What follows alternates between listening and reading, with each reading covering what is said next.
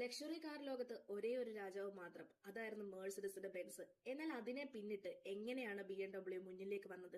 1980കളുടെ തുടക്കത്തിൽ luxury car വിപണിയിൽ കൂടുതൽ സ്വാധീനം അല്ലെങ്കിൽ കൂടുതൽ സ്വാധീകരിച്ചത് മേഴ്സിഡസ് ബെൻസിന്റെ എസ് ക്ലാസുകളായിരുന്നു. ആ സമയത്ത് BMW തങ്ങൾക്ക് അതേ തലത്തിൽ മത്സരിക്കാൻ കഴിയുമെന്ന് തെളിയിക്കാൻ ഒരു പുതിയ മോഡൽ തയ്യാറാക്കി. അതാണ് BMW E32. ഈ മോഡൽ പഴയതിനേക്കാൾ കൂടുതൽ പുതിയ സാങ്കേതിക സംവിധാനങ്ങളുമായാണ് എത്തിയിരുന്നത്. ഡ്രൈവിംഗ് കൂടുതൽ സുഖകരവും നിയന്ത്രിക്കാൻ പറ്റുന്ന തരത്തിലുമായിരുന്നു കാറിൽ മാറ്റങ്ങൾ കൊണ്ടുവരുത്തിയത്. അതിനോടൊപ്പം തന്നെ സുരക്ഷയും സൗകര്യത്തിനും കൂടുതൽ ശ്രദ്ധ കൊടുക്കുകയും ചെയ്തിരുന്നു. ഈ കാറിൽ ഉപയോഗിച്ച ചില സംവിധാനങ്ങൾ ആ കാലത്ത് ലക്ഷറി സെഗ്മെന്റിൽ പുതുമയുള്ളതായിരുന്നു. പിന്നീട് 1987 ഈ മോഡലിൽ V12 എഞ്ചിൻ അവതരിപ്പിച്ചു. രണ്ടാം ലോക മഹായുദ്ധത്തിന് ശേഷം ജർമ്മനിയിൽ ആദ്യമായ ഒരു പ്രൊഡക്ഷൻ കാറിൽ V12 എഞ്ചിൻ എത്തിയ സംഭവമായിരുന്നു ഇത്. ഈ എഞ്ചിൻ ഉപയോഗിച്ചത് BMW 750i എന്ന വേരിയന്റിലായിരുന്നു. പിന്നീട് ഇത് BMWനെ സാങ്കേതികമായി ഉയർന്ന നിലയിലേക്ക് എത്തിക്കാൻ സഹായിച്ചു. ഈ മോഡൽ വന്നതിന് ശേഷം മെഴ്സിഡസ് ബെൻസ് എസ് ക്ലാസ് മാത്രമായിരുന്നല്ല ലക്ഷറി സെഗ്മെന്റിൽ മുൻപിൽ നിന്നത്.